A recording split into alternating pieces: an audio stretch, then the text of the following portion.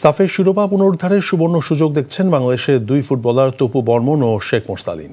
ঘরের মাটিতে খেলা আর নিজেদের দল নিয়ে আত্মবিশ্বাসী তারা। এদিকে ঘরের মাটিতে প্রথম প্রতিযোগিতামূলক টুর্নামেন্ট নিয়ে রোমাঞ্চিত বাংলাদেশের কোচ টমাস ট্রুলি।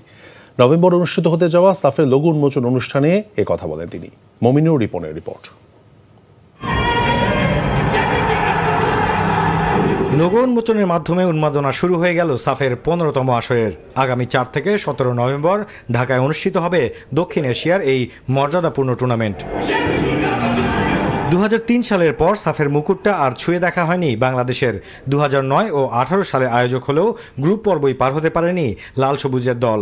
তবে এবার শিরোপা পুনরুদ্ধারের জন্য সবচেয়ে ভালো সুযোগ দেখছেন জাতীয় দলের ফুটবলাররা। প্লেয়ারগুলো আরও বেশি সিনসিয়ার হবে, সবাই আর ট্রেনিং আরও মনোযোগ দিবে। সো আমি মনে করি এটা আলটিমেটলি দেশের জন্য ভালো।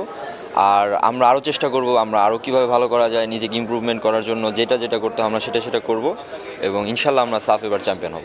23 বছর আগে আমরা কাপ জিতেছি। আসলে এটা আমাদের মনে হয় সবার মেইন টার্গেট এবং আমরা আসলে এই কাপটা জিততে চাই। কোচের দায়িত্ব নেয়ার পর বাংলাদেশের ফুটবলের উন্মাদনা দেখে রোমাঞ্চ বেড়েই চলেছে টমাস ট্রুলির। বিশ্বকাপে যা দেখে রীতিমতো বিস্মিত তিনি। তাই প্রত্যাশার চাপ যে থাকছে তা ভালোই বুঝতে পারছেন বিশ্বকাপ খেলা এই কোচ। এতটুকু বলতে পারি, আমাদের সর্বোচ্চ চেষ্টা থাকবে। এদেশের ফুটবল প্রেম যে কাউকে বিস্মিত করবে। তবে কোচের জন্য এটা কঠিন কাজ। বিশ্বকাপের সময় বুঝেছি আমাদের উপর প্রত্যাশার চাপ থাকবেই। হোম কন্ডিশনে খেলা হওয়ায় সে চাপটা আরও বেশি। নেপালের বিরুদ্ধে ফিফার নিষেধাজ্ঞা থাকায় প্রতিযোগিতার দল চূড়ান্ত হয়নি। নির্ধারিত সময়ের আগে নিষেধাজ্ঞা না উঠলে 6 দল নিয়েই অনুষ্ঠিত হবে এবারের আসর। 1 আগস্ট ভুটানে হবে টুর্নামেন্টের draw. Mominur Ripon, NTV news, Dhaka.